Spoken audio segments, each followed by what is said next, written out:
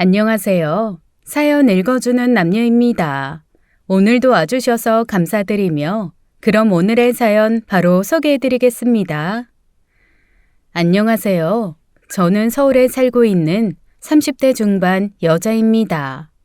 오늘은 청취자 여러분께 제가 겪은 망한 결혼 생활을 털어놓을까 해요. 어쩌면 이 사연이 결혼을 망설이는 여러분께 깨달음을 줄지도 모른다는 생각에 용기를 내봅니다.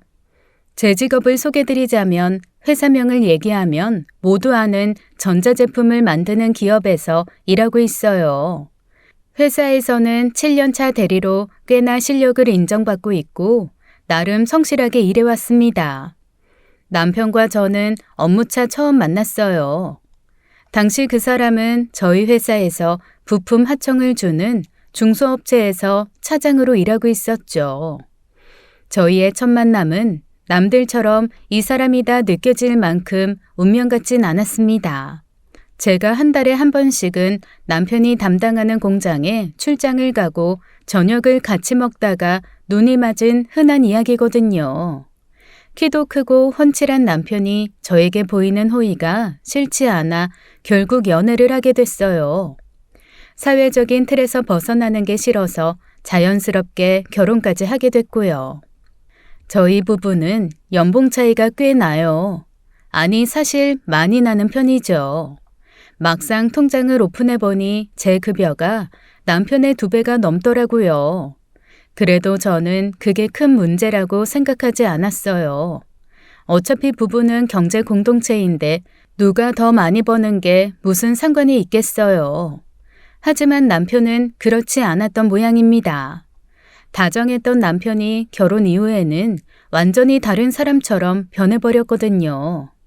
제가 회사 이야기를 꺼낼라 치면 남편은 곧잘 화를 냈습니다. 아니 여보, 이번 명절 성과급이 저번보다 거의 반으로 줄었다? 2분기 실적은 엄청 늘었는데 진짜 양아치 신부 아니야? 자기야, 우리 회사 이번 명절 복지는 딸랑 스팸 세트가 끝이야. 난 가끔 이해가 안 가. 자기는 그 좋은 회사 다니면서 왜 이렇게 불만이 많아? 연봉 빵빵하겠다, 사내복지 좋겠다. 나 같으면 네 감사합니다 하고 다니겠다. 처음엔 남편이 그냥 피곤해서 그러는 줄 알았어요. 하지만 시간이 지날수록 남편의 열등감이 점점 더 심해지는 것을 느낄 수 있었습니다. 하루는 집에 들어오자마자 남편이 거실불도 안 켜고 화난 표정으로 앉아있더군요. 저는 퇴근하고 지친 상태였지만 남편의 표정이 너무 심상치 않아서 물어봤습니다. 여보, 왜 그래? 무슨 일 있었어? 남편은 저를 빤히 쳐다보더니 다짜고짜 소리쳤습니다. 진아 너 우리 회사 박 대리한테 뭐라고 했어? 아까 박 대리가 너랑 전화한다고 나갔다가 엉엉 울면서 들어오던데 대체 무슨 말을 한 거야? 박 대리라면 자기 부서에 박세미 대리 말하는 거야? 박 대리님이 담당자인데도 납품 일정 잘못 알고 있길래 계약서 좀 확인해보라고 말한 거야. 당신이 보기엔 그게 그렇게 잘못이야? 후배라고 일단 감싸면 안 되지. 야, 가르치려 들지 마. 네가 내 선배야? 내가 하청업체 다닌다고 네 밑에서 일하는 것 같아? 운 좋게 대기업 다닌다고 온갖 유세는 다 떨고 있어.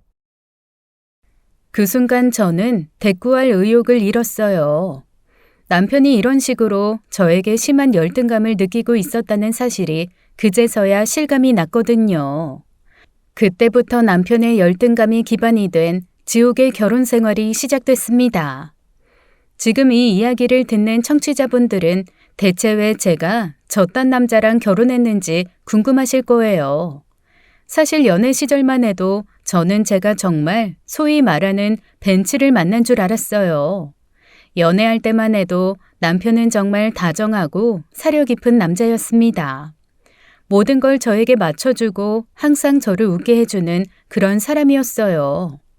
식성도 머리나 옷 스타일도 하다못해 취미까지도 제가 좋아하는 건 다 좋다며 달콤한 말을 해댔죠. 그때는 왜 그게 그렇게 듣기 좋았는지 모르겠어요. 하지만 이제 돌이켜 생각해보면 그 사람은 본인 취향도 숨기고 그저 제 눈치를 보며 살아왔던 거예요. 어쨌든 1년간의 연애 끝에 우리는 결혼을 결심했습니다.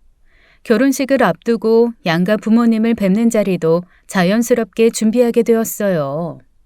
저는 당시에 서울 부모님 댁에서 살고 있었는데 부모님은 두 분 다 고등학교 교사로 오래 재직하셨습니다. 저희 부모님은 저와 여동생에게 지금까지 큰 소리 한번 내지 않으셨을 만큼 참 점잖으신 분들이에요. 정년 퇴직 후에는 두 분이서 두런두런 얘기 나누며 산으로 바다로 여행 다니는 걸 낙으로 삼으셨죠. 저희 쪽 첫인사는 아빠가 좋아하시는 한식당을 예약해 같이 밥을 먹었는데요. 엄마는 남자친구가 준비한 꽃바구니며 고운 화과자를 참 마음에 들어 하셨습니다. 어머, 어디서 이렇게 고운 선물들을 준비했대요? 오느라 고생했어요. 우리 진아, 잘 부탁해요. 그래요. 우리 진아랑 결혼 생각이 있다고요. 우리 딸이지만 크면서도 한 번을 부모 속 안 썩이고 잘 자란 아이예요. 서로 많이 대화하고 배려하면서 잘 준비했으면 좋겠네요. 준비하다가 문제 생기면 어려워 말고 언제든 얘기하고요. 예, 아버님. 귀하게 키워주신 딸 보내주시는 만큼 제가 꼭 진아 행복하게 해주겠습니다. 그렇게 저희 집 평소 분위기답게 첫인사 자리도 무난하게 끝났어요.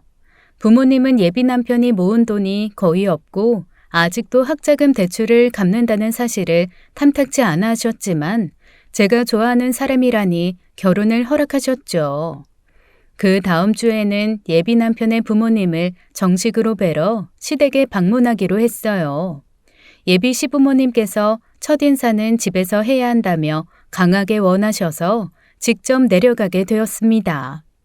예비 남편의 고향은 충남에 있는 작은 시골 마을이었는데 막상 가보니 꽤나 외진 곳에 있었어요.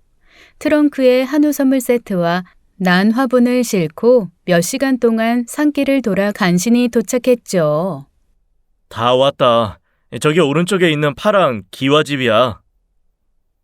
예비 남편의 집은 흡사 교과서 속 시골집처럼 소박하고 오래된 느낌이 물씬 났습니다. 작은 마당 한가운데는 커다란 장독대가 줄지어 늘어져 있었고 옆으로는 작은 텃밭이 있었어요. 흙으로 된 마당에는 빛바랜 빨래판과 큰 장독들도 있었죠. 예상치 못했던 광경에 제가 놀란 눈을 하자 예비 남편은 겸연쩍게 말하더군요. 우리 집 생각보다 더 오래됐지. 목수일 하셨던 할아버지가 직접 지으신 집이래. 다시 좀 짓자고 아무리 얘기해도 아빠가 집에 너무 애착이 깊으셔. 왜 예스럽고 멋지기만 한데. 마당의 어머님이신가? 얼른 내려서 인사드려야겠다. 예비 시어머니는 마당 한켠에 있는 작은 아궁이에 불을 지피고 계시더라고요. 저희가 다가가자 문득 인기척을 들으셨는지 뒤를 돌아보셨습니다.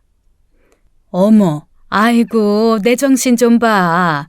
올 때가 됐는데 생각만 하고 정신없이 이러고 있었네. 얼른 들어와요. 얼른.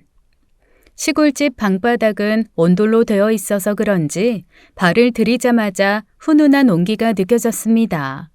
이 모든 환경이 정겹긴 했지만 한편으로는 걱정도 되긴 했어요. 저는 서울에서 태어나서 유치원부터 대학교까지 모두 서울내에서 졸업했거든요. 몇 발자국만 나가면 편의점이며 마트가 코앞에 있는 생활을 30년 넘게 하던 저와는 너무 다른 삶 같았죠. 제가 어색한 미소를 짓고 있을 때 예비 시아버지께서 방에서 나오시더니 밝게 웃으며 저희를 맞이해 주셨어요. 아이고 반가워요. 이렇게 먼 길 오느라 고생했겠구만. 이 사람이 만난 거 대접해주고 싶다고 우기는 바람에 한사코 여기까지 불러서 내가 다 성재한테 미안할 정도라니까. 저는 한껏 입꼬리를 위로 끌어당기며 두 분께 인사드렸죠. 어머님, 아버님, 처음 뵙겠습니다. 최진아입니다. 초대해 주셔서 감사해요. 오히려 제가 너무 늦게 찾아뵈서 죄송하죠. 아가씨가 아주 참하고 말도 예쁘게 하네. 근데 손에 그건 뭐예요? 한우야? 아이고, 뭐 이런 걸 다 사왔어. 예비 시모는 제가 들고 있던 한우 선물 세트를 보고는 좋아하셨지만 난 화분을 보면서는 약간 시큰둥한 표정을 지으셨습니다. 에잉, 난이네.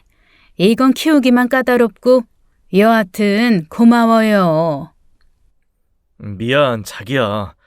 우리 엄마가 원래 좀 직설적이고 솔직하셔. 엄마, 배고픈데 밥은 언제 돼요? 아이고, 우리 아들 오랜만에 왔는데 굶기고 있네. 아가씨, 이리 와봐요. 점심 다 됐으니까 얼른 같이 차려서 먹자고요. 회사를 다니면서 수많은 인간상들을 다뤄봤다고 자부했지만 막상 제 시어머니를 만나니 정신을 못 차리겠더라고요. 저는 정신없이 예비 시어머니를 도와 식사 준비를 했습니다. 손이 어찌나 빠르신지 밥상 위에는 금세 오리백숙이며 겉절이 생선까지 각양각색의 반찬들이 차려졌어요. 예비 시어머니는 직접 오리백숙 다리를 뜯어 제 그릇에 놓아주셨습니다. 아가씨, 우리 집 식구 될 사람이니까 말로 와도 되지? 한약재 듬뿍 넣고 푹 끓인 거라 국물이 아니라 보약이야. 봐, 손목이 꼬챙이처럼 가늘어서 영 비리비리하구먼. 잘 먹고 건강해야 나중에 아들도 순풍순풍 낳고 잘 살지. 그 말에 저는 웃으며 고개를 끄덕였지만 속으로는 약간 당황스러웠습니다.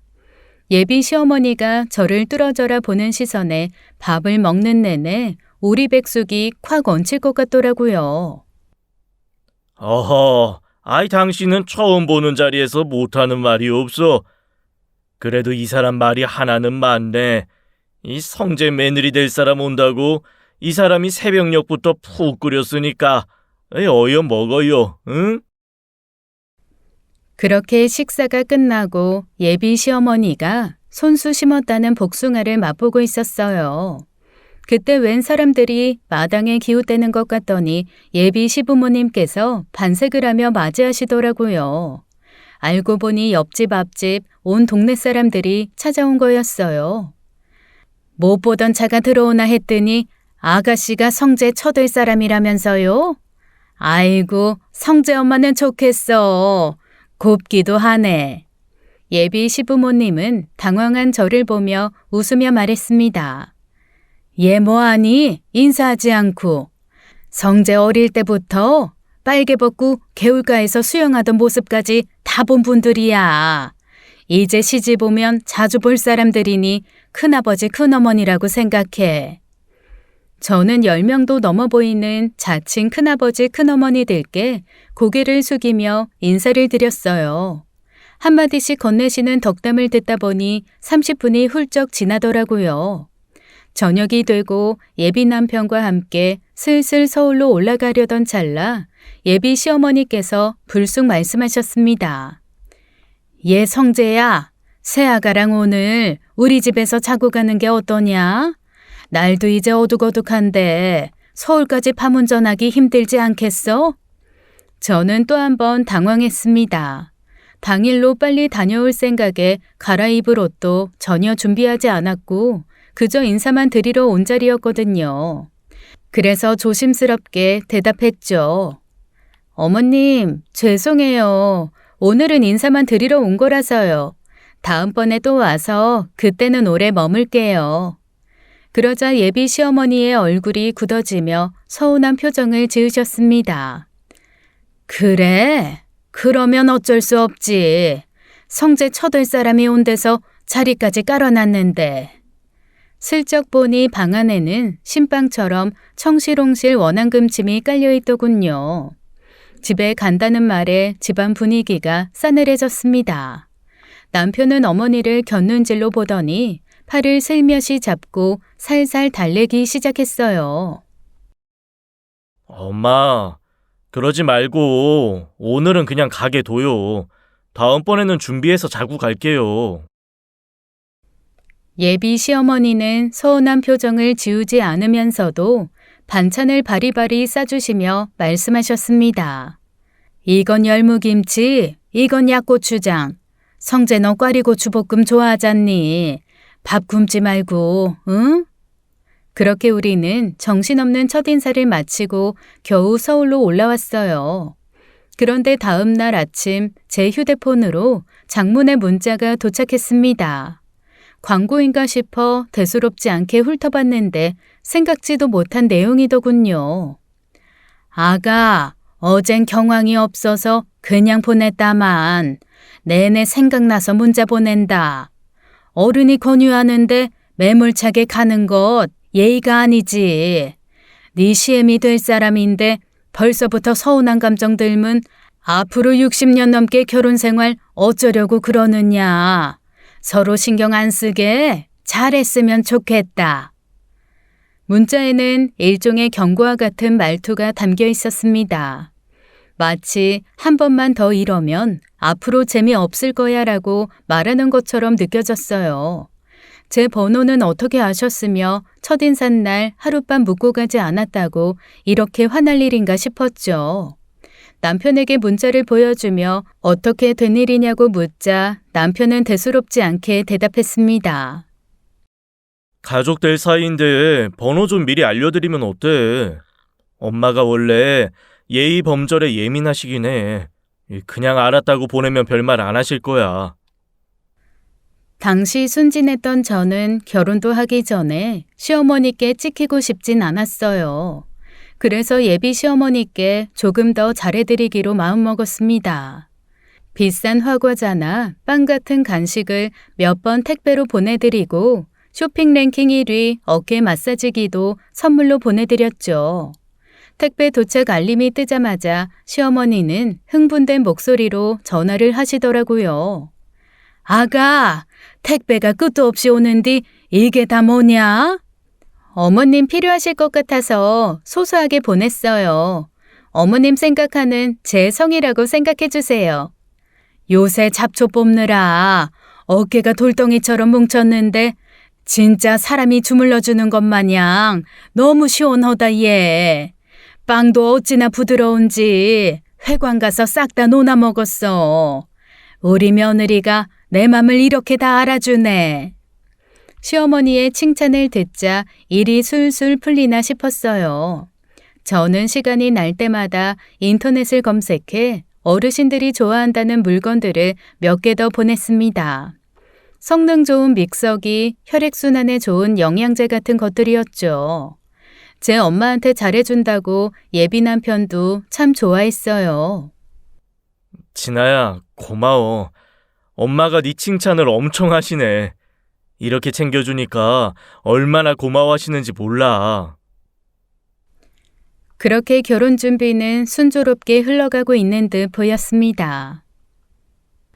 어느 날 예비 남편이 친구들을 소개해주고 싶다며 자리를 만들었어요. 제일 허물없이 친하다는 고등학교 동창들이라고 했죠. 저도 남편의 학창시절 이야기를 들을 생각에 설렘 반 긴장 반으로 나섰습니다. 그렇게 남편 친구들과 저는 적당히 고급스러운 일식집에 모였어요.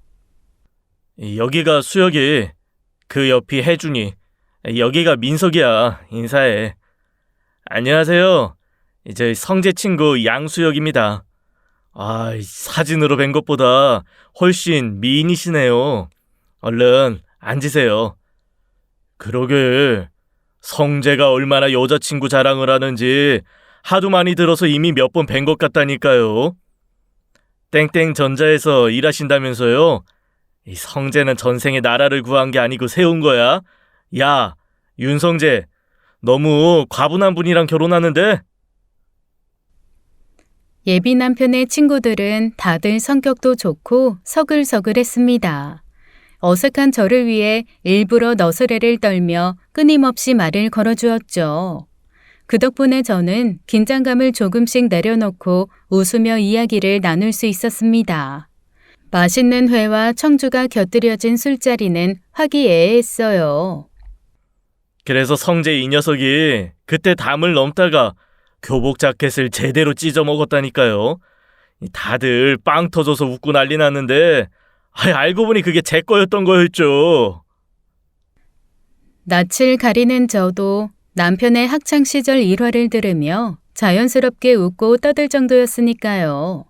그러다가 회사에서 온 업무 전화 때문에 얼마간 자리를 비웠는데 돌아와 보니 남편이 없더라고요. 남편의 친구들은 어색하게 웃으며 이야기했습니다. 성재가 속이 안 좋은 것 같더라고요. 먼저 집에 간다면서 일어났어요. 진아 씨한테 연락 없던가요? 핸드폰을 확인해 보니 문자도 부재중 전화도 오지 않았더라고요. 평소 술을 마셔도 멀쩡하던 사람이 갑자기 아프다며 자리를 뜨는 게 이상하게 느껴졌습니다. 성재가 요즘 스트레스가 많았나 봐요. 좀 피곤해 보이긴 했어요. 회사 일이 요새 엄청 몰린다고 하대요. 집에 가서 푹 쉬면 금방 나을 겁니다. 저는 왠지 모르게 남편의 친구들이 제 눈치를 보는 것 같은 느낌이 들었습니다. 하지만 그 자리에서 더 캐물으면 실례가 될 것 같아 웃으며 고개를 끄덕였어요. 네, 아프다니 집에서 푹 쉬라고 해야겠네요. 그럼 저도 먼저 일어날게요. 오늘 만나서 반가웠어요. 그날 술자리는 참 어색한 분위기 속에서 끝이 났습니다. 친구들이 예비 남편을 대신해 저를 택시까지 태워다 주고 나서야 저는 남편에게 전화를 걸었어요. 자기, 나랑 친구분들만 두고 갑자기 집에 가버리면 어떡해. 속이 많이 안 좋아? 미안. 말 그대로야. 속이 좀 불편해서 나왔어. 나 먼저 잔다. 뭐? 아니, 이렇게 끝낸다고?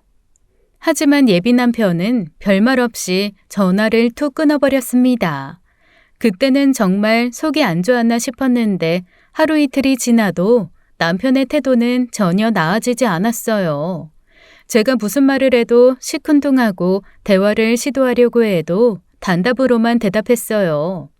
친구들에게 상담했더니 메리지 블루 아니냐고 하더라고요. 결혼 전에 불안감이나 우울한 감정이 쓰나미처럼 몰려오는 그 증상이요. 수많은 예비 신랑 신부가 겪는 것처럼 예비 남편도 그런가 싶더라고요. 와인도 한잔 하면서 대화도 시도해보고 예비 남편의 마음을 이해해보려 부단히도 노력했습니다. 하지만 예비 남편은 평소보다 좀 더 뚱해 보였을 뿐 이렇다 말이 없더라고요. 얼마 안 지나서 예약해놨던 드레스샵 투어를 가게 됐어요. 흰 순백의 드레스들이 어찌나 황홀한지 다른 신부들처럼 저도 눈이 돌아가더라고요. TV나 유튜브에서 본 것처럼 예비 남편이 드레스를 입은 저를 보고 감탄해 주길 내심 바라고 있었죠. 첫 번째 드레스를 입고 나왔을 때 저는 기대에 찬 눈빛으로 예비 남편을 바라봤습니다. 하지만 예비 남편은 휴대폰을 들여다보며 딴청을 피우고 있었어요. 드레스샵 직원조차 눈치를 보다가 다가와서 농담 섞인 말을 건넸죠. 신랑분 너무 표정이 굳으셨는데요. 지금 반응 잘해주셔야 평생 편하세요. 예비 신부님이 이렇게 아름다우신데. 예비 남편은 그제야 마지못해 예쁘다고 빈말을 건네더라고요. 저는 뭔가 단단히 잘못되고 있다는 느낌을 지울 수 없었습니다. 집으로 돌아오는 길에도 예비 남편은 묵묵히 운전만 하고 입을 꾹 다물고 있었어요. 참다 못한 저는 결국 예비 남편에게 물었습니다. 요즘 나한테 무슨 불만이라도 있어? 아니면 회사에서 무슨 일 있었어? 말 좀 해봐. 그래야 내가 알지. 남편은 갑자기 차를 한적한 골목에 세웠습니다. 그 순간 얼핏 쳐다본 예비 남편의 얼굴에는 뭔지 모를 복잡한 감정이 담겨 있었어요. 우리 이쯤에서 그만하자. 파혼하자고 말하는 거야. 그 말을 듣는 순간 저는 눈앞이 아득해졌습니다. 결혼을 4달 앞두고 파혼이라니 도대체 무슨 일이 벌어진 건지 이해가 되지 않았어요. 뭐? 파혼이라니 갑자기 왜 그래? 무슨 일 있었어? 예비 남편은 한숨을 깊게 내쉬며 입을 열었습니다. 너 정말 몰라서 물어? 너 자리 비우니까 애들이 다 그러더라. 나한테 네가 너무 과분하대. 너는 대기업에서 잘 나가는 대리인데 나는 그저 하청업체 차장일 뿐이잖아. 너는 은연중에 그렇게 생각하니까 같이 웃고 떠든 거 아니야? 남편의 갑작스러운 분노에 저는 너무나도 당황했어요. 친구들이 농담으로 했던 말을 진심으로 받아들일 거라고는 생각도 못했거든요. 그게 무슨 말이야? 그건 그냥 자기 친구들이 어색하고 민망할까봐 농담으로 한 말이잖아. 나한테 말도 한마디 없이 혼자 결론을 내려버리면 어떡해?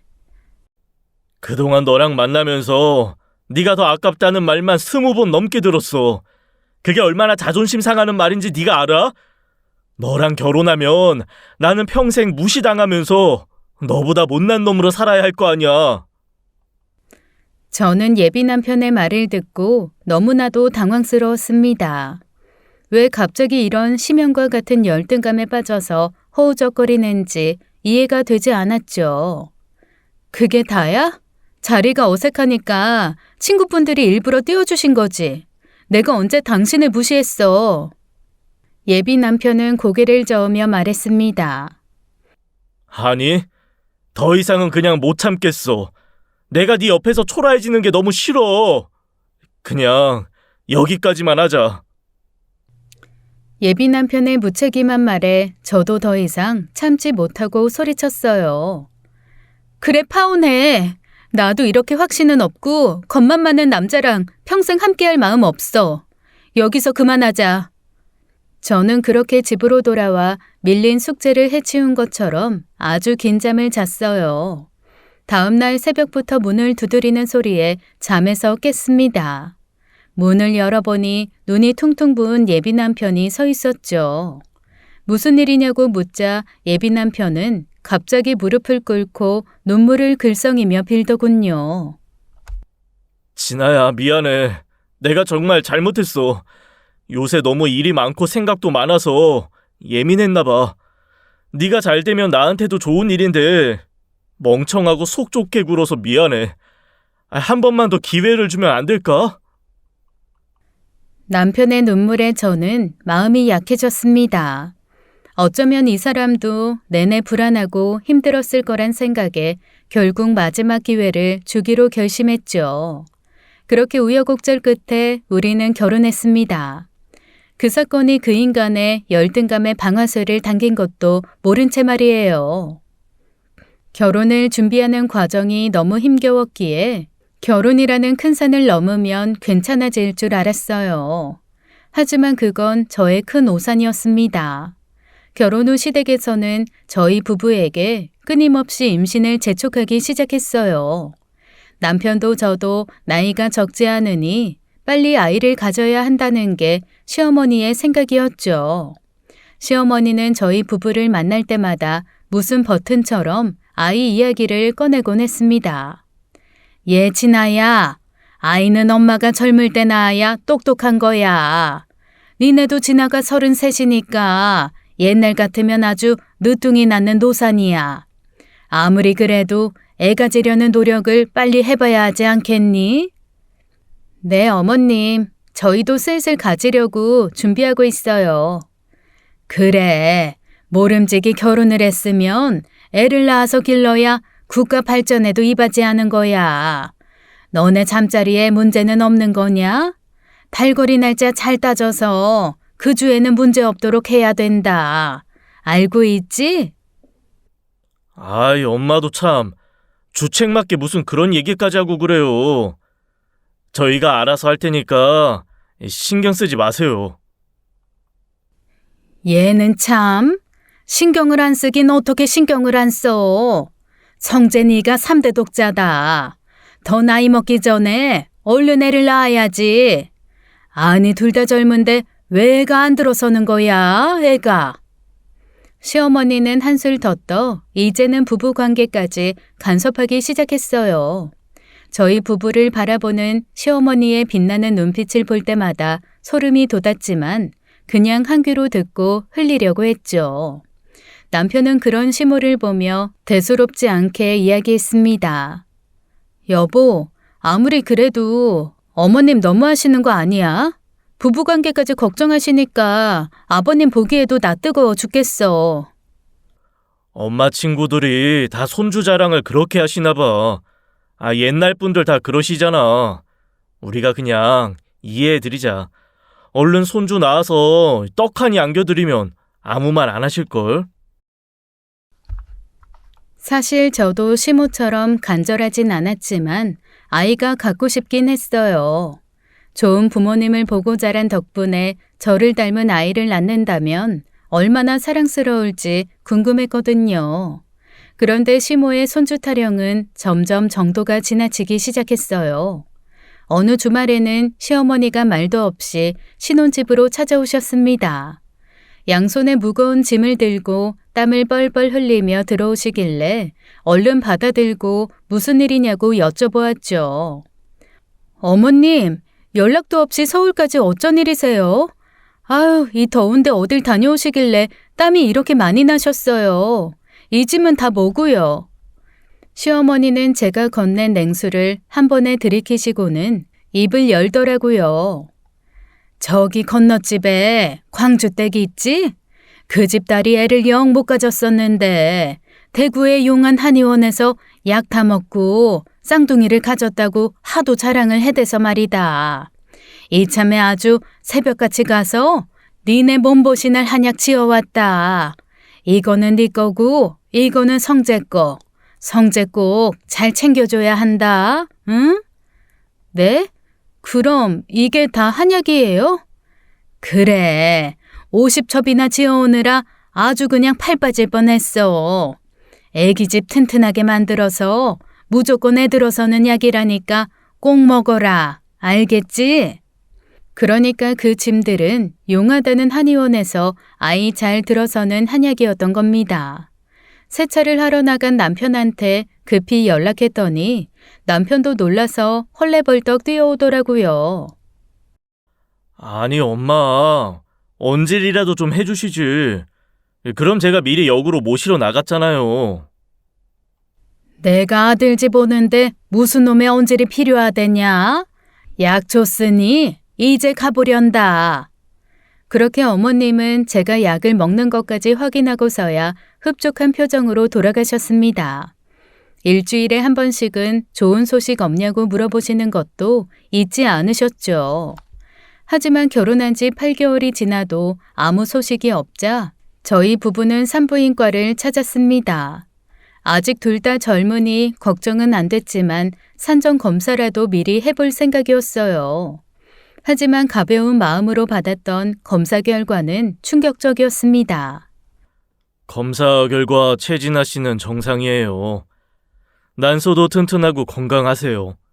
문제는 윤선재 씨인데 남편분 정자수가 정상 수치보다 현저히 적어요. 네? 제가요? 자, 여기 꼬물꼬물 움직이는 것들이랑 한 자리에만 있는 것들 보이시죠? 원래는 다 활발하게 움직여야 하거든요. 운동성도 42% 이상이어야 정상 범주인데 지금 많이 부족한 상태예요. 자연 임신 원하신다면 지금부터 관리하셔야 돼요. 저는 아무 문제가 없었지만 남편은 정자수가 적고 운동성이 부족하다는 진단을 받은 겁니다. 남편은 큰 충격에 빠진 것 같았어요. 병원에서는 아직 젊으니 자연 임신을 시도해보자며 남편에게 술과 담배를 끊고 영양제와 운동을 하길 권했습니다. 여보, 우리 젊잖아. 걱정하지 마. 우리 같이 노력해보자. 저희 부부는 일단 양가에 알리지 않은 채로 1년 동안 정기적으로 검진을 받았어요. 그동안 저는 혈액순환에 좋다는 요가도 다니고 건강한 음식을 챙겨 먹으며 나름대로 몸 관리를 했습니다. 하지만 남편은 금연할 생각이 전혀 없을 뿐더러 3일에 한 번꼴로 만취한 상태로 집에 들어왔습니다. 술이 깬 다음 날이면 늘 미안하다며 회사 일이 너무 힘들어서 그렇다고 변명했죠. 아무것도 모르는 시어머니는 계속해서 저에게만 임신에 대한 압박을 넣으셨습니다. 아니 얘, 어제도 11시 넘어서 들어왔다며? 네가 그렇게 매일 야근을 하는데 애가 찾아올 새가 있겠니? 그러게요, 어머님. 요새 회사가 너무 바빠서 전화도 자주 못 드리고 죄송해요. 아이는 곧 찾아오겠죠. 너무 걱정하지 마세요. 어이구, 네가 그렇게 회사 다니면서 스트레스 받고 하니 애가 안 생기는 거요. 직장 그만두고 집에만 있어봐라. 우리 성재벌이로 충분히 먹고 살 수 있는데 왜 사서 고생을 해? 저는 시모의 말에 순간 신경이 확 곤두섰어요. 애 가지고 생활을 하다 이제는 제 직장까지 그만두라고 종용하시더라고요. 어머님, 진심이세요? 저도 나름대로 제 일이 있고 직장에서 목표가 있는 거잖아요. 갑자기 그만두기도 아깝고요. 아니면 아닌 거지 왜 정색 그려? 사람 민망하게. 알았다. 이만 끊으마. 제가 딱 잘라서 거절하자 시어머니는 말을 얼버무렸어요. 그 뒤로는 민망하셨는지 한참 전화를 안 하시더라고요. 그렇게 몇 주가 흘러 수학철이 되자 시어머니께 다시 전화가 왔습니다. 예, 너희 회사는 휴가도 잘 준다며? 휴가 내고 성재랑 와서 고추 따는 것 좀 며칠만 도와주면 안 되겠니? 요새는 필리핀이며 스리랑카에서 온 외국인들도 땡볕에서는 일을 안 한댄다. 일손이 너무 부족해서 멀쩡한 고추를 다 버리게 생겼어. 하지만 저는 중요한 프로젝트 진행 중이라 도저히 평일에 연차를 낼 수 없었어요. 사정을 말씀드리자 시어머니는 머리끝까지 화가 나셨습니다. 그래서 프로젝트인가 프로젝터인가 뭐시기 때문에 못 온다는 게냐? 너 시애미가 농사짓는 무식한 여자라고 무시하는 거지? 어머님이 길길이 날뛰는 바람에 결국 저희 부부는 주말에 새벽부터 내려가 시모를 달래야만 했어요. 황금 같은 주말에 고추 따기라니 한숨이 나왔지만 어쩔 수 없었습니다. 어머님, 기분 상하셨다면 죄송해요. 회사 일이 너무 바빠서 말씀드린 거고요. 그런 뜻은 아니었어요. 그렇게 밍숭맹숭한 맨입으로? 그렇게 당장 듣기 좋은 말만 하면 내가 그걸 어떻게 믿냐? 엄마, 아이 맨입이라뇨. 다음 주에 엄마 드릴 선물 들고 다시 올게요. 오늘도 최대한 도와드리려고 왔잖아요. 저희 부부는 그렇게 땡볕에서 열심히 시뻘건 고추를 땄습니다. 날씨는 뜨겁고 눈이며 코는 고추내에 따갑고 아주 미치겠더라고요. 설상가상으로 남편은 그날 오후에 직장 상사 아들의 돌잔치가 있다며 먼저 돌아가야 한다더군요. 그렇다고 노인네 둘만 고추밭에 덜렁두고 내뺄 수는 없는 일이었습니다. 저는 참을인자를 3번 그린 후 카드를 남편에게 주면서 시모 선물을 좀 사다 달라고 부탁했죠. 여보, 우리 주중에 시간 없잖아. 당신이 오늘 백화점 좀 들려줘. 나는 마무리하고 버스 타고 올라갈게. 남편은 카드를 손에 쥐고 반색을 하더라고요. 그도 그럴 것이 남편은 비상용 신용카드 외에는 체크카드로 용돈을 받아 생활했었거든요. 아니, 우리 마누라 카드 처음 손에 쥐어보네. 여보, 나 옷 한 벌만 사면 안 될까? 갖고 싶은 게 있는데 내 용돈으로 사기엔 좀 부담돼서 그래. 남편의 말에 저는 고개를 끄덕였어요. 옷 한 벌이 뭐 얼마나 되려나 싶은 안일한 생각이었죠. 지친 몸을 이끌고 집으로 돌아가는 길에 핸드폰 알림이 울리더군요. 뭔가 하고 확인해 보니 백화점에서 800만 원 넘게 긁은 카드 내역이었습니다. 땡땡 패션 13만 원. 이건 스카프일 거고. 땡땡땡 골프웨어 789만 원? 이게 뭐야? 오류 아니야? 카드 내역을 잘못 찍었나 싶을 정도로 어마어마한 금액이었습니다. 저는 카드사에 전화하기 전에 혹시나 해서 남편에게 전화를 걸었습니다. 아, 그거 내가 산 거 맞아. 회사 친목 모임에 끼려면 필요해서 하나 질렀어. 제가 기하마자 남편은 운전 중이라 나중에 이야기하자며 전화를 뚝 끊어버리더군요. 남편과 저는 그날 밤 크게 다툴 수밖에 없었습니다. 당신 제정신이야? 어머님 선물은 고작 스카프 하나고 나머지는 전부 자기 골프채며 골프복이잖아. 어떻게 겁도 없이 800만 원이나 긁을 수가 있어? 황당하고 기가 차는 것도 유분수지 남편은 오히려 적반하장으로 소리치더라고요. 아니, 네가 카드로 긁으래서 긁었는데 왜 이제 와서 난리야? 골프는 그냥 스포츠가 아니라 비즈니스인 거 몰라? 우리 부서에서 나 빼고 주말마다 짝지어서 골프장 다닌다고. 다른 사람들은 골프장에서 이사 비위 맞춰주면서 승진하고 나는 그냥 다 포기하고 앉아있으라는 거야? 요점은 그게 아니잖아. 당신 용돈으로 사던가 충분히 상의를 하고 사야지. 그 큰 금액을 멋대로 긁은 행동이 잘했다는 거야? 용돈 꼴랑 50만 원 받아 살면서 그 비싼 골프채를 언제 사? 됐다. 나가서 잘 테니까 연락하지 마. 남편은 결국 화를 참지 못하고 집을 나가버렸습니다. 고집이 센 사람인 건 알았는데 이렇게까지 아나무인으로 나올 줄은 몰랐죠. 저는 남편이 도대체 어디서 자는지 궁금했지만 연락을 하지 않았어요. 그리고 다음 날 전혀 기다리지 않았던 전화가 걸려왔습니다. 얘, 네가 성재 카드 좀 썼다고 뭐라고 했냐? 너도 참 너다. 남편이 곳에 엄마한테 쪼르르 일러바친 모양이더라고요. 저는 한숨을 쉬고 말을 이어갔어요.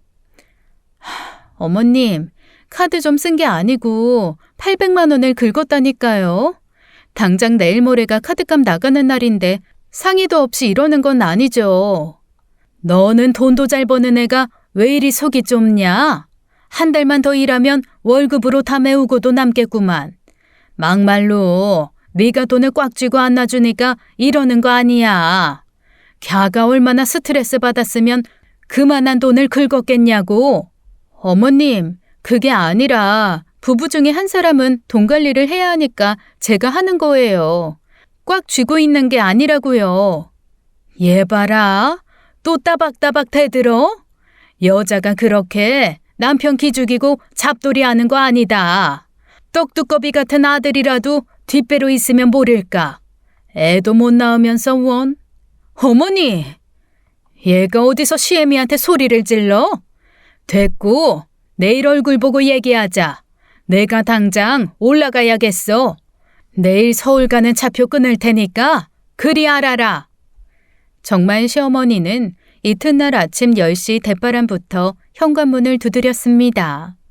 문이 열리자마자 밀고 들어오셔서 삿대질을 하면서 한바탕 저에게 소리를 치셨죠. 예, 너 이렇게 손발이 차고 비리비리 말랐을 때부터 알아봤어. 근데 1년이 꼬박 다 되도록 애를 못 뺄 줄은 생각도 못했지. 열매 맺을 밥부터 영 글렀는데 씨가 자리를 잡겠어? 어디서 우리 집에 이런 며느리가 들어와서? 너무 흥분해서 소리치시기에 저도 무슨 말인지 한참을 들으면서 이해해야 했어요. 정리하자면 애도 하나 못 품는 여자가 어디서 하늘 같은 남편을 구박하고 기를 죽이냐는 말이었습니다. 아나무인으로 몰아세우는 시모의 태도에 저도 더 이상 참을 수 없었죠. 어머님, 무슨 말씀인지 알겠고요. 그럼 저랑 같이 저희 다니는 난임센터 가시죠. 가서 선생님 뵙고 이참에 누가 문제인지 보여드릴게요. 뭐? 난임병원? 오냐 그래. 내 눈으로 보고 네 어디가 그렇게 부실한지 확인해야겠다. 당장 출발해. 저는 화가 나서 씩씩거리는 시모를 차에 태우고 병원으로 향했습니다. 남편이 문자라는 걸 직접 봐야 이 지옥 같은 악순환이 끝날 것 같았거든요. 병원에 도착하자마자 시어머니는 주위를 두리번거리며 큰 소리로 떠들었어요. 아이고, 여기 무슨 애 못 가지는 젊은 사람들이 이래 천지 삐까리로 많어? 이리 비정상들이 많으니 뉴스에서 우리나라가 저출산 하는 거지. 말세다 말세야.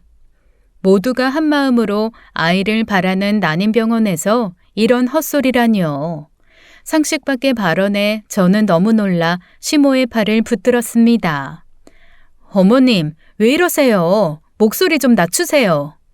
시어머니는 고래고래 소리를 지르기 시작했어요. 이것이 이젠 시애미를 가르치려 드네. 아이고, 내 죄가 많아서 어쩌다 이런 며느리를 들여가지고 우리 집 대가 여기서 딱 끊기게 생겼네. 죽어서 조상님을 어찌 보라고. 아이고. 시모의 목소리에 병원 직원들과 환자들이 모두 저희를 쳐다보기 시작했습니다. 접수대에서 산정검사를 하러 왔다고 이야기하자 간호사 선생님이 저를 안쓰러운 눈으로 바라보시더라고요. 저는 시모의 입을 막는 걸 포기하고 반쯤 체념한 채로 검사를 받았어요. 초음파 결과는 역시나 정상이었습니다. 이걸로는 부족할 것 같아 저번 달에 받았던 피검사 수치 결과지도 시모 코앞에 다시 보여드렸어요. 어머님, 보셨죠? 피검사 수치 다 정상이고 저는 아무 이상 없어요. 정상이라고? 근데 왜 1년이 다 되도록 임신이 안 돼? 네가 병원이랑 미리 짜고 친 거 아니냐? 아까 보니까 간호원이랑 꽤나 친해 보이더만. 의사 선생님 말씀 같이 들으셨잖아요. 제가 이렇게 정상인데 1년 넘도록 임신이 안 되는 건 성재 씨 문제지 않을까요? 뭐라고? 얘가 이제 멀쩡한 남의 아들한테 덮어씌우네. 우리 성재가 그럴 리가 있니? 그렇게 키도 크고 말짱한데 네가 모르는 다른 문제가 있겠지. 눈을 희번덕거리며 소리를 치는 시모는 정말 미친 사람 같았습니다. 여기다 대고 남편의 평균치보다 모자란 정자수며 운동성까지 언급하기엔 저는 너무 지쳐 있었어요. 왜 시모와 이런 의미 없는 언쟁을 해야 하는지 전혀 이해가 가지 않았죠. 아이 계획은 저희가 알아서 할 테니까 좀 맡겨주시면 안 될까요? 스트레스 받아서 애가 안 생길 판이에요. 제발요, 어머님. 뭐? 스트레스? 그럼 직장 그만두고 내려와서 우리랑 슬슬 농사나 지어라. 주말에 성재 오고 하면 애는 금방 들어서지 않겠니? 성재 외벌이에도 너네 둘 정도는 먹고 산다. 좋은 회사 다닌다고 요새 좀 그만 떨고 당장 관둬. 시모의 말에 이제는 헛웃음이 났습니다. 직장 그만두고 와서 농사나 지으라니 어머님이 평소에 저를 어떻게 보고 있는지 빤했어요. 동네에서는 제일 잘 나가는 귀한 아들보다 잘난 제가 고가우셨던 거죠. 시모 입을 다물게 하는 방법은 눈에는 눈, 이에는 이, 맞불에는 맞불을 놓는 작전뿐이었습니다. 네, 어머님 뜻이 정 그러시다면 그럴게요.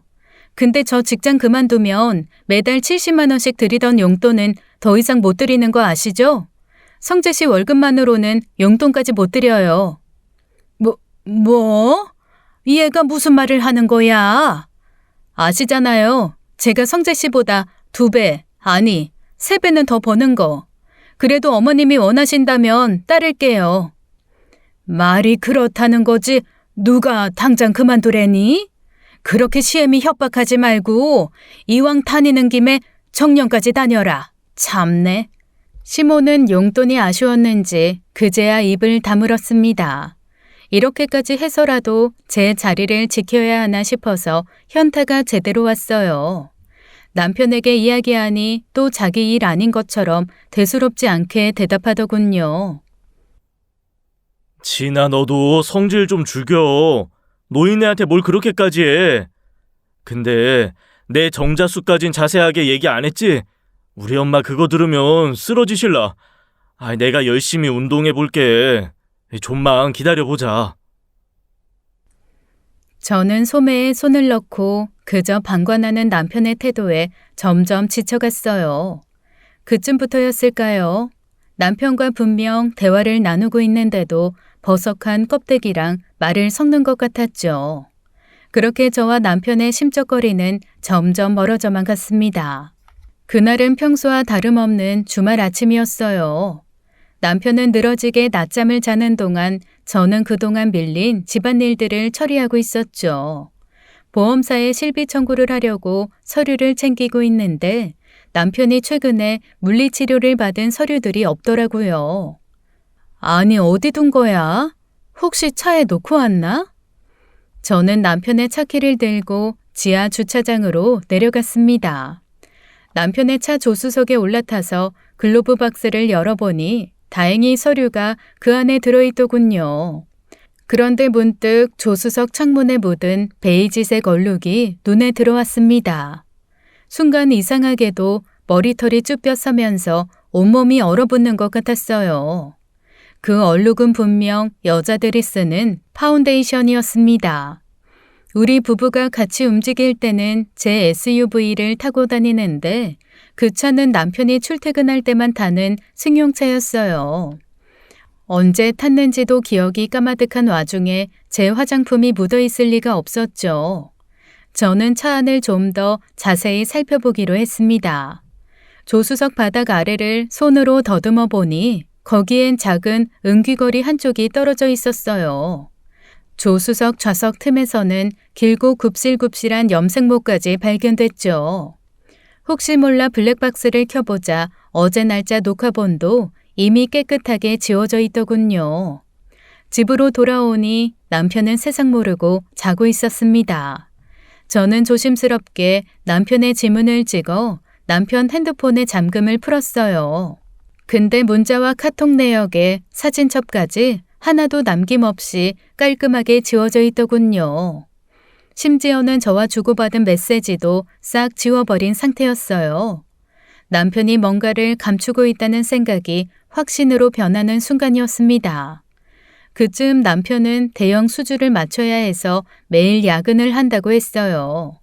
하지만 그 야근을 누구와 함께 하는지는 알 수 없는 일이었죠.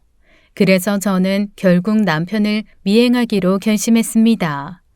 퇴근 후에 차를 빌려 남편의 회사 주차장 근처에 주차하고 조용히 감시하기 시작한 거예요. 처음 며칠 동안은 아무런 성과가 없었어요. 남편은 항상 홀로 회사를 나와서 집으로 향하곤 했죠. 그 며칠은 정말 마음이 지옥에 있는 것 같았습니다. 제가 괜한 의심을 했나 싶다가도 직감적으로 뭔가가 있다는 사실을 지울 순 없었죠. 몇 번을 허탕만 치다가 결국엔 팔짱을 끼고 주차장으로 들어오는 두 남녀를 발견했습니다. 요즘 통 웃지 않던 남편은 뭐가 그렇게 좋은지 입이 귀에 걸리도록 웃고 있었어요. 놀랍게도 상대 여자는 저도 아는 얼굴이더군요. 요즘 애들답지 않게 싹싹하다며 남편이 침이 마르게 칭찬하던 남편의 부사수 박쌤이었습니다. 네, 이전에 제가 자기 후배에게 몇 마디 했다고 예비 남편이 버럭버럭 소리쳤던 사건의 주인공 박쌤이요. 이젠 무뎌졌다 생각했는데 남편이라는 사람이 다른 여자와 행복한 모습을 보니 가슴이 찢어질 것 같더군요. 하지만 그럴 시간이 없었어요.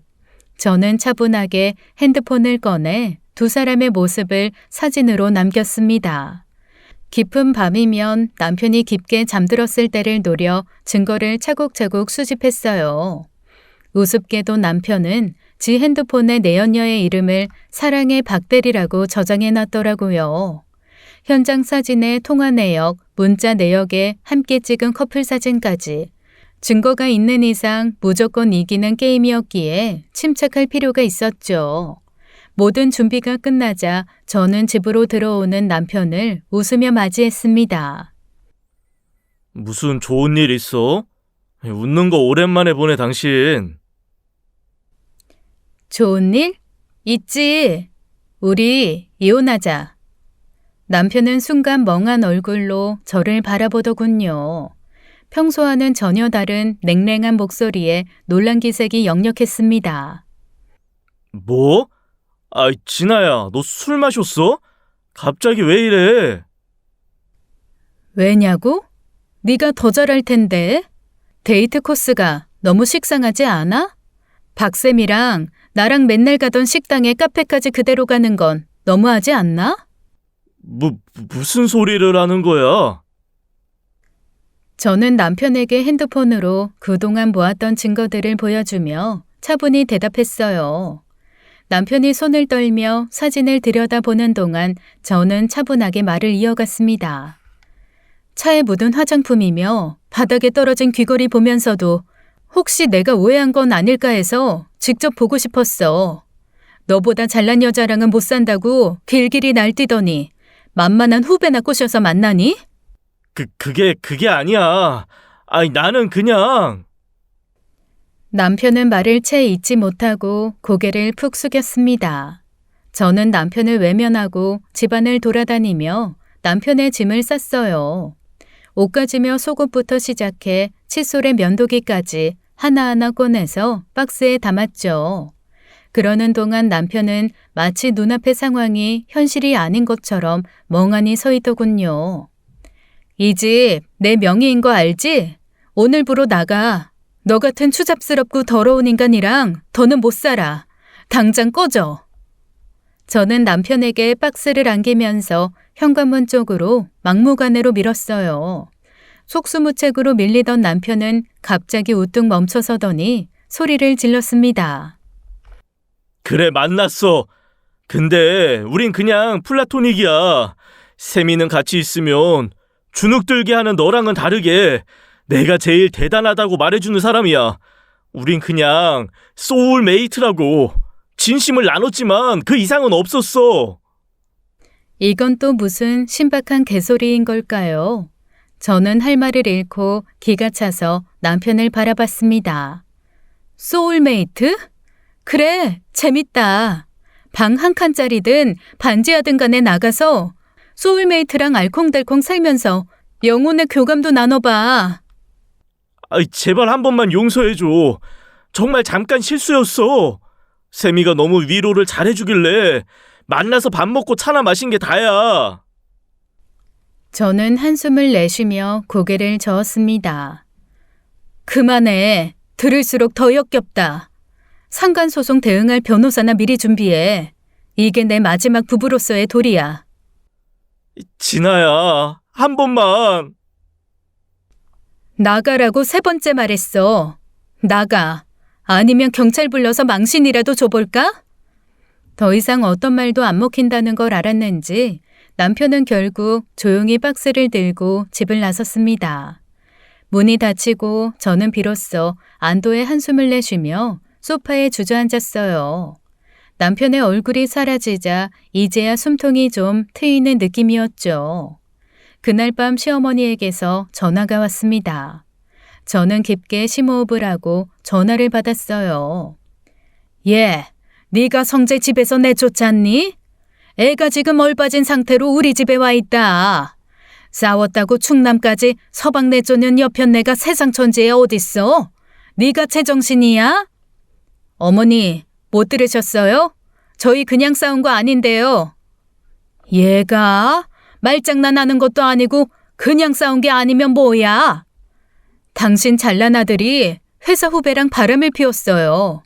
제가 직접 사진 찍고 증거도 모아서 이혼 소송 준비 중이에요. 제정신 아닌 건 성재 씨죠. 뭐? 성재가 바람을 피워? 성재야, 이게 정말이냐? 제 말을 듣고 시모는 깜짝 놀라며 옆에 있는 남편에게 한참을 물어보더군요. 정말 모전자전이라고 해야 하나요?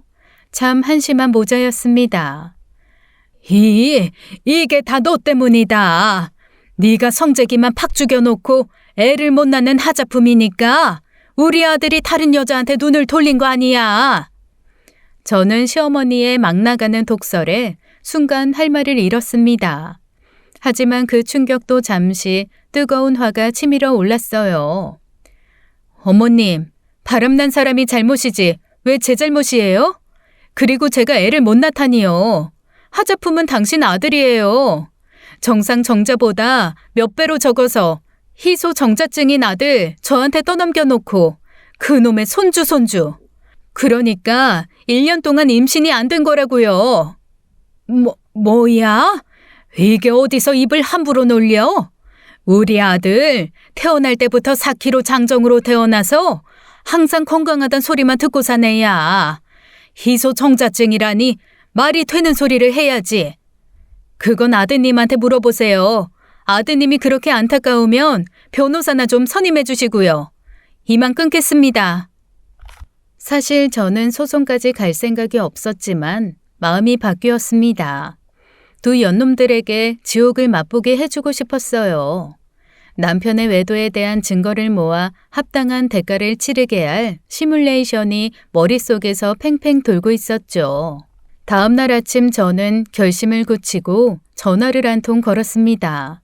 남편의 외도를 회사에 알리는 것이 두 사람에게 치명타가 될 것임을 알고 있었거든요. 저는 다음 날 아침 출근 시간에 맞춰서 남편의 회사로 커다란 꽃바구니를 보냈어요. 특별히 주문한 리본에는 이렇게 적혀 있었죠. 불륜 남녀의 새로운 사랑을 응원합니다. 아주 심플하고 도발적인 메시지였어요. 꽃바구니를 확인한 남편은 바로 전화를 걸어 거의 미친 듯이 소리치더라고요. 야, 최진아! 너 진짜 미쳤냐? 무슨 짓을 하는 거야? 저는 남편의 분노를 가볍게 받아치며 대답했습니다. 왜? 꽃바구니가 별로 마음에 안 들어? 둘이 잘 살라고 축하하는 마음에서 보낸 건데. 그렇게 남편의 전화를 끊고 나니 다음날 남편의 회사로 직접 찾아갈 용기가 생기더군요. 저는 익숙한 남편의 회사 건물로 들어갔어요.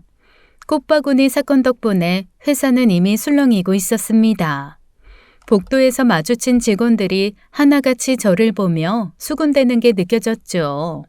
저는 그중 업무차 몇 번 마주쳤던 직원에게 가볍게 인사를 건네며 부장님 면담을 요청했습니다. 안녕하세요. 저 혹시 기억나시나요? 윤성재 차장 와이프 최진아입니다. 제가 윤성재 차장 건으로 김 부장님이랑 면담을 좀 하고 싶은데요. 연결을 좀 해주실 수 있을까요? 최 대리님 당연히 알죠. 잠시만 기다리세요. 금방 부장님께 말씀드릴게요. 그 직원은 저를 알아보고는 흔쾌히 연결해 주었죠. 남편 부서의 김 부장과는 이미 안면이 있었습니다. 본사에서 회의가 있을 때면 자주 나오던 실무 총책임자였거든요. 김 부장님은 재빠르게 나와서 저를 빈 회의실로 이끌더군요. 최 대리님, 이런 걸로 소란 피우실 분 아닌데 무슨 일입니까? 먼저 업무 분위기 흐려서 죄송합니다. 윤성재 차장이랑 박세미 대리의 관계에 대해 전해드리러 왔어요. 저는 김 부장님께 윤성재와 박세미의 불륜 사실을 낱낱이 알렸어요. 부장님의 얼굴은 말이 끝나기도 전에 점점 하얗게 질려갔습니다. 남편 회사의 담당자는 지금 제 후배에게 넘어갔지만 상위 직무로 보면 여전히 제 담당이었거든요. 사실이 맞다면 품위유지 위반으로 담당자를 당장 갈아치워야 할 상황이었어요. 부장은 사내 규정에 따라 철저하게 조사하고 엄격한 조치를 취하겠다고 약속했습니다. 바로 그때 남편과 박세미가 나란히 회사로 출근하는 것이 보였습니다. 뻔뻔하게도 둘이 함께 있다가 출근한 것 같았어요. 저를 보자마자 두 사람은 얼굴이 새파랗게 질리더군요. 저는 남편에게 다가가 조용히 선언했죠. 니들 잘못했으면 벌을 받아야지. 내가 고개 못 들고 다니게 만들어줄 거니까 각오해도 좋아. 남편은 꼴에 쪽팔린 건 아는지 저를 붙잡고 살살 달래며 애원하기 시작하더군요. 제발 여기서 이러지 말고 나가서 얘기하자, 응? 진아야.